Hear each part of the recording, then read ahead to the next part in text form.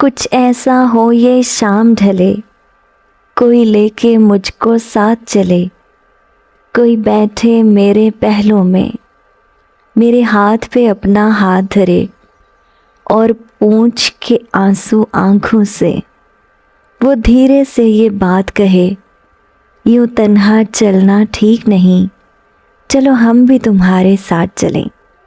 अस्सलाम वालेकुम जी, क्या हाल चाल हैं आपके। आप भी कहते होंगे जी आज हमारी आपी को क्या हो गया है। तो एक शेर अच्छा लगा तो मुझे लगा कि मुझे अपने व्यूवर्स के साथ शेयर करना चाहिए। तो आज इफ्तारी में बन रहे हैं जी कीमे वाले समोसे और साथ में हम लोग चिकन का सालन बनाएंगे। भाई सारा रमजान गुजर गया और हमने शाम के टाइम में रोटी को चक्कर नहीं देखा। आज मेरा बहुत दिल चाह रहा था कि मैं चिकन का सालन बनाऊं शोरबे वाला और उसके साथ फुलके बनाकर उसको शोरबे में भिगो कर खाऊं। तो इसलिए आज मैंने सोचा कि मैं चिकन का सालन बनाती हूँ। तो यहाँ पर देखें मैं समोसे रेडी कर रही हूँ और देखें जी मेरे समोसे बनकर हो गए हैं तैयार। अब साथ में मैं सैलेड काटूंगी और साथ ही सालन भी चढ़ा दूंगी। चलें जी ये सब काम तो साथ साथ चलता रहेगा, हम अपने व्यूअर के साथ कुछ और भी बातें शेयर करते हैं। तो आज मेरा जी चाह रहा था कि मैं अपने व्यूअर से इस टॉपिक पे बात करूं। क्या जिंदगी है ना भाई हम औरतों की, मतलब सब अपने हैं फिर भी कोई अपना नहीं है। पहले माँ बाप के घर में थी तो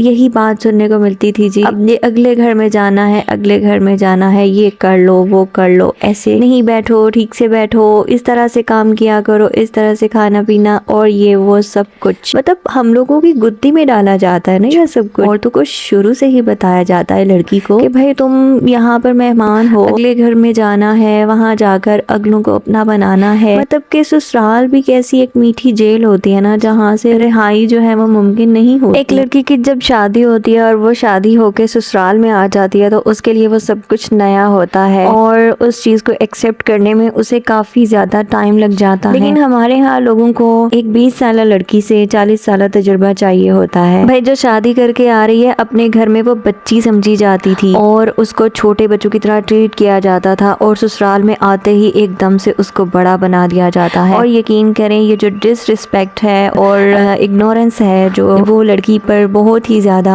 गहरा असर डालती है इस चीज का। एक लड़की जब शादी करके ससुराल में आती है तो उसका माइंड बिल्कुल क्लियर होता है, उसमें कोई भी बवाल नहीं होता, कुछ भी नहीं होता, कोई दुख कोई तकलीफ कुछ भी ऐसा नहीं होता। तो ऐसी लड़की को आप जिस तरह के सांचे में ढालना चाहें आप आसानी से ढाल सकते हैं। लेकिन हमारे यहाँ मसाइल ही इसी बात से शुरू होते हैं। सासू से बर्दाश्त नहीं होता कि उनका बेटा जो है उनको इग्नोर करके जो आने वाली है उसकी तरफ उसका रुझान ज्यादा हो रहा है और इसी ना बर्दाश्त करने की वजह से मसाइल शुरू हो जाते हैं और वो बस एक दूसरे से खींचातानी शुरू हो जाती है। हालांकि हमारे दीन में तो इस चीज का कोई कॉन्सेप्ट ही नहीं है। इसके बावजूद चलें हम जिस तरह के सब कॉन्टिनेंट पे रहते हैं, जिस तरह की स्टेट में हम लोग रहते हैं, हमें ये सब चीजें जो है फेस करनी पड़ती हैं। जाहिर है अब एक आदमी जो है वो अगर अपनी बीवी को लेकर अलग हो जाएगा तो फिर उसके वालिदैन का ख्याल कौन रखेगा। तो ये सब सोचने वाली चीजें हैं। अगर वो यानी कि आप किसी की बेटी को ब्याह कर अपने घर में लाए हैं तो उसको बेटी बना कर रखिए ना, वो आपकी बेटी बन जाएगी। अगर आप उसको बेटी बनाएंगे तो वो बेटी बन जाएगी। लेकिन हमारे यहाँ ऐसा नहीं होता। इतने चाव से सज धज के ढोल डपक्का बजा के इतनी धूमधाम से शादी करके आप एक लड़की को ब्याह कर लेकर आते हैं। पहले दिन तो उसको ये फील होता है कि मैं कोई शहजादी हूँ जो मुझे इतना गज वज के लेकर आया जा रहा है। और यकीन करें जब लाकर उसको ऐसे फेंक दिया जाता है ना, बिल्कुल उसको इग्नोर किया जाता है, तो ये सब चीजें उसके लिए भी बर्दाश्त करनी आसान नहीं होती। एक लड़की का दिल बहुत नाजुक होता है, बहुत ही ज्यादा नाजुक मिजाज होती हैं लड़कियां। तो इसीलिए अगर उनको मोहब्बत से एक सांचे में ढालने की कोशिश की जाए तो बड़ी आसानी से ढल जाएंगी। सासू को भी चाहिए कि वो माँ का किरदार अदा करें और बहुओं को भी चाहिए कि वो बेटी बनकर दिखाएं। इस तरह से वो अपने वालिदैन की हर बात को आसानी बर्दाश्त कर लिया करती थी और अपने बहन भाइयों से भी झगड़ा हो जाया करता था। इसी तरह अब ससुराल है उसमें सास ससुर है वो आपके माँ बाप की जगह है और आपके जो देवर जेठ हैं वो आपके भाई हैं और देवरानियां हैं, नंदे हैं, वो बिल्कुल बहनों की तरह हैं। तो अगर हर इंसान अपनी जगह पर ये सब सोचे तो फिर मसाइल जो है वो कम हो सकते हैं हमारे मुआशरे के।